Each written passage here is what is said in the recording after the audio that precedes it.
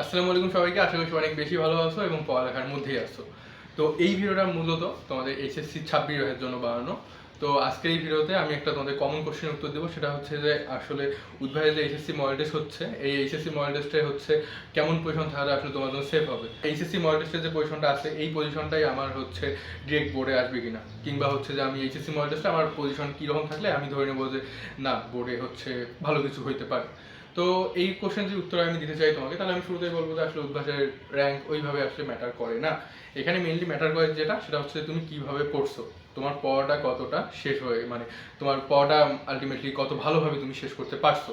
এখন দেখো, ধরো তুমি উদ্ভাসের পরীক্ষা দিতে গেলা, তো উদ্ভাসের ক্ষেত্রে দেখা যায় যে ধরো যে অ্যাডমিশনে হোক, একাডেমিক হোক, এখানে যে প্রশ্নগুলো আসে এগুলো মেইনলি ধরো যে হ্যাঁ বানায় দেয় অবশ্যই, এবং কিছু রিপিটেটিভ কোশ্চেন আসে, আবার কিছু ক্ষেত্রে অ্যাডমিশনের ক্ষেত্রে বা ধরো একাডেমিকেও কিছু কোশ্চেন একটু বেশি হার্ড করে, ঠিক আছে।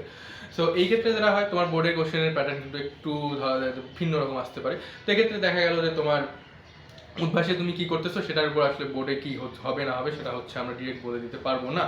কিন্তু এখানে একটা বিষয় হচ্ছে, তোমার যদি তুমি দেখো যে হ্যাঁ তুমি যখন সাবজেক্ট ওয়াইজ পরীক্ষা হয়েছে, হ্যাঁ কিন্তু তুমি যদি দেখো যে তুমি সাবজেক্ট ওয়াইজ পরীক্ষা যখন হচ্ছে তখন ধরো তোমার উদ্ভাসের র্যাঙ্ক বা মার্ক বল যেটাই বলো তোমার একরকম ছিল, এখন তোমার ওই সময় চেয়ে ভালো হচ্ছে, যদি তুমি দেখো যে তোমার ভালো হচ্ছে অর্থাৎ তোমার উন্নতি হচ্ছে, তাহলে আলটিমেটলি তুমি বুঝতে পারবা যে হ্যাঁ না তুমি ঠিক ট্র্যাকে আসো। আর এমনিতে যে পজিশনের কথা বলো, দেখো তোমার কিন্তু হচ্ছে উদ্ভাসে কিন্তু সারা বাংলাদেশের সব বোর্ড থেকেই সবাই পরীক্ষা দেয়, তাই না। তো বাংলা হিন্দু শিক্ষা বোর্ড বেশ কয়েকটাই রয়েছে। তো সব এখন এখানে যদি সবগুলো শিক্ষা বোর্ড থেকেই সবাই পরীক্ষা দিচ্ছে, তো এক্ষেত্রে মনে করো এই র্যাঙ্কটা হচ্ছে তোমার ডিরেক্ট যে হচ্ছে বোর্ডে আসবে বা বোর্ডের র্যাঙ্কের সাথে যেটা কোনো কানেকশন থাকবে সেটা কিন্তু আমরা হচ্ছে বলতে পারি না। তবে হ্যাঁ, যদি তুমি দেখো যে তোমার র্যাঙ্ক ধরো যে সারা বাংলাদেশে 3,000 বা ধরো যে 4,000-এর মধ্যে আছে, তাহলে ধরো যে তুমি সেফ থাকতে পারো, ঠিক আছে। আর একটা জিনিস, সেটা হচ্ছে তোমার এইচএসসি মডেল টেস্ট কিন্তু হচ্ছে সবাই দেবে, তাই না। তো তুমি এখানে চেষ্টা করবা তোমার প্রত্যেকটা সাবজেক্টের জন্য অ্যাটলিস্ট 90%-এর বেশি মার্ক থাকে, ঠিক আছে। 90% না থাকলে যেন 85%-এর উপরে মার্ক থাকে। যদি তুমি এটা ইনশিওর করতে পারো তাহলে দেখবে আলটিমেটলি ভালো কিছু হবে, ঠিক আছে।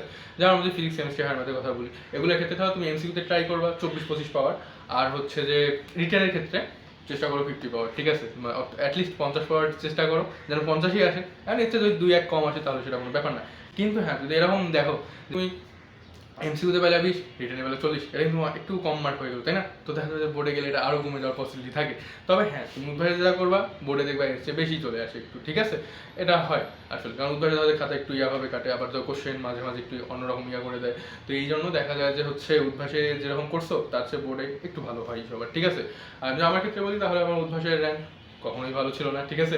আমার বলা যায় একাডেমিকে বলো, অ্যাডমিশনে বলো, সবসময় কিন্তু আমার উদ্ভাসের র্যাঙ্ক বলা যায় যে মানে যেটা ছিল ওটা আসলে অন্যদের তুলনায় ভালোর কাতারে বলা যায় না, ঠিক আছে। কিন্তু তবে আমার ক্ষেত্রে উদ্ভাসের এই সব র্যাঙ্ক হচ্ছে কোনো ম্যাটার করেনি, কারণ আমার ধরো বোর্ডের রেজাল্ট ভালো আসছিল। তোমরা চাইলে ডিসক্রিপশন বক্স দেখতে পারো, ওখানে আমার বোর্ডের রেজাল্ট দেওয়া আছে।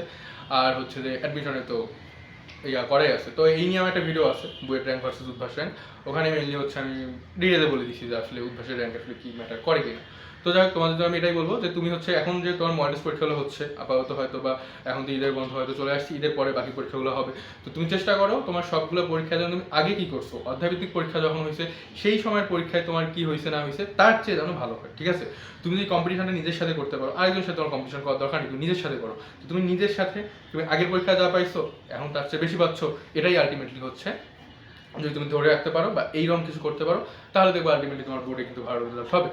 তো যাই হোক, তোমাদের জন্য খুব শীঘ্রই হচ্ছে সাবজেক্ট ওয়াইজ ভিডিও নিয়ে আসবো, বিশেষ করে ফিজিক্স, কেমিস্ট্রি, হায়ার ম্যাথের জন্য। তো সেই ভিডিওগুলো খুব তাড়াতাড়ি হয়তো দেখতে পারবা, দেখি যে কয়েকদিন পর থেকে দেওয়া শুরু করে দেবো। এই ছিল আজকের ভিডিও, খুব শীঘ্রই দেখাবে নতুন কোনো ভিডিও নিয়ে, নতুন কোনো টপিকে। সেই পর্যন্ত সবাই ভালো থাকো, সুস্থ থাকো, আর পড়ালেখার মধ্যেই থাকো। আল্লাহ হাফেজ সবাইকে, আসসালামু আলাইকুম।